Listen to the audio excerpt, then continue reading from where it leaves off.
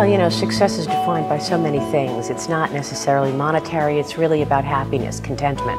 I wrote a book called The 10 Laws of Enduring Success, where I was able to interview a whole host of people from business to heads of state, people managing businesses, chess champions, to find out what is success as defined by an individual, and that's exactly what it is. It's really what you define it. So I think success to me means contentment, happiness. It means being comfortable in your own skin. And today, I think you're seeing a lot of success stories across the world. You know, you're seeing economies of success, like emerging markets, Brazil, China growing so much, and seeing domestic demand. You're seeing success in terms of leadership in business today, and you're seeing success in terms of monetary and strength. So there's a lot of ways to define success, but I think at the end of the day, it really comes down to how you feel as an individual. Absolutely, there are so many. You know, I get this question all the time. Who do you think is the best interview you've ever done? And it's really hard to say.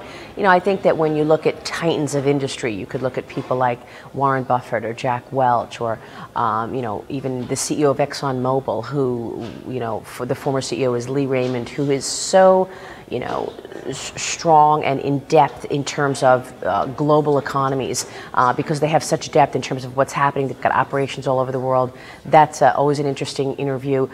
Sandy Weil was always a character, the former CEO of Citigroup. So it's hard to say in terms of one person, but there are certain characters of successful people that I think go throughout, whether it's heads of state or business, and that is really leadership. That's one of the most important things about success. I think another really important trait when it comes to success is humility.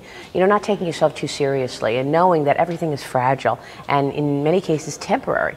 Also integrity. I think you can be successful and not have integrity, but I don't think at the end of the day, you can define true success without integrity. People want to be around integrity. They want to be around people who are doing the right thing, and I think that's very important. Obviously, hard work is another element of success. There are no shortcuts.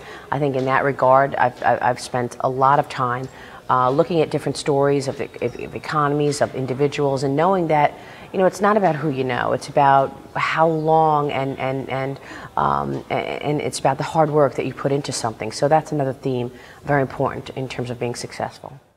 Well, I think things are getting better. I think in the U.S. you certainly are seeing some data points that indicate we've turned a corner, whether it be on unemployment, whether it be on sentiment. But I think things are very fragile still. Europe is a wild card. I just got back from Davos at the World Economic Forum, and I was able to interview a lot of heads of banks in Europe. And basically, it's very much touch and go. If Greece defaults on some of its payments, that could create a dislocation in the markets.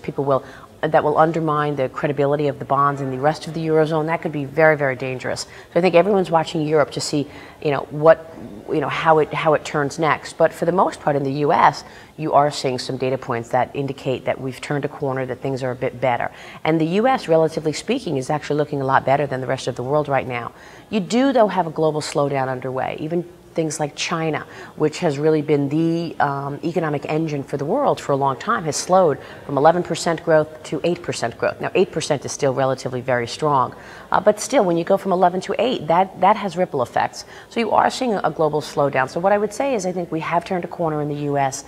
I think we are seeing improvement. However, it is still very fragile, and I think right now, you know, there's a debate on whether or not the strength that we've seen has been temporary around the holidays. So I'm a lot more optimistic than I was last year at this time, and I think that innovation and growth is coming from a number of sectors like technology, media, and I do believe that things are getting better.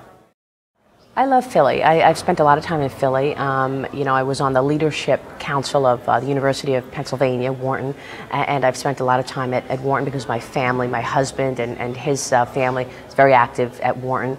And Comcast is a great company in the midst of change in media technology. And of course, Comcast is now the new owner of CNBC and NBC Universal, the majority owner. And so I'm thrilled to be able to say that I will be spending more time in Philadelphia because of Comcast headquarters here. It's a great town. It feels to me like you get the best of all worlds, being a real city feel and at the same time very quaint and sort of suburby feel. And I think that Philadelphia is one of the great states, one of the great cities rather, in one of the great states of our country. So I'm really looking forward to spending a lot more time in Philly and hoping to make a difference and add my own value to the city.